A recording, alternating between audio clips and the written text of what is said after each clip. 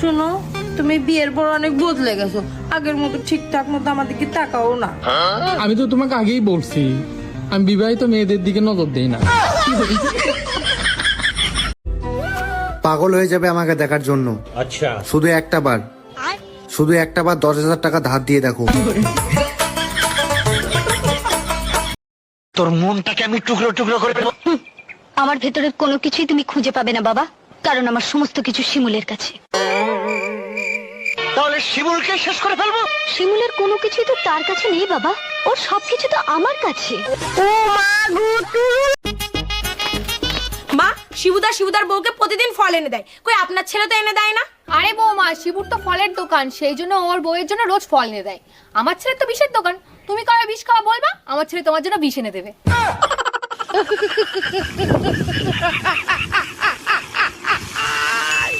সব ছেলেদের একটাই চাওয়া, তাদের বউরা যেন খুব সুন্দর হয়।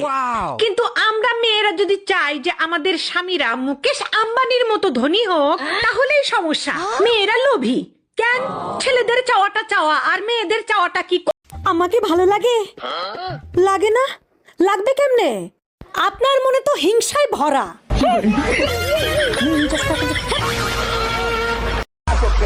আমাকে নাকি অনেকে পছন্দ করে না, তাতে আমার কি?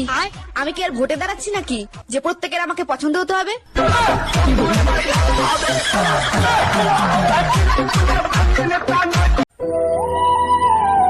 সবার যুবসাথীর টাকা ঢুকে গেল, শুধু আমারটাই ঢুকলো নাই। ওরা কি তবে আমার ফর্মটা দিয়ে ঠোঙ্গা বানায় মুড়ি খাই নিল?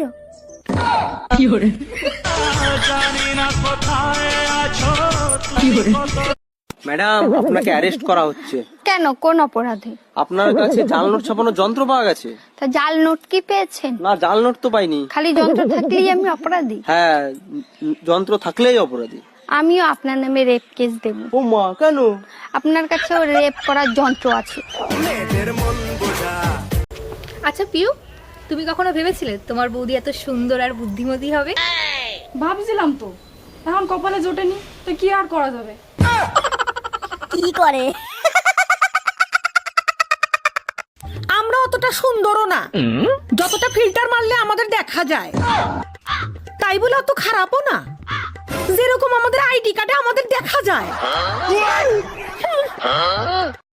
লক্ষ্মী ভান্ডার জন্য বাড়িয়ে দেয় দিদি। লক্ষ্মীর ভান্ডার তো ওই যে 1000 যেটা ছিল 1200 হয়েছে, আর যেটা 500 দিত 1000 দেবে। 1200 আর 2000 দিলে হবে না? দেখো বোঝো অবস্থা। এবার সেটা আপনারা দিদিকে বলবেন। এই শুনছো, পাশের ভাবি না দই খেয়ে মারা গেছে। বলো কি?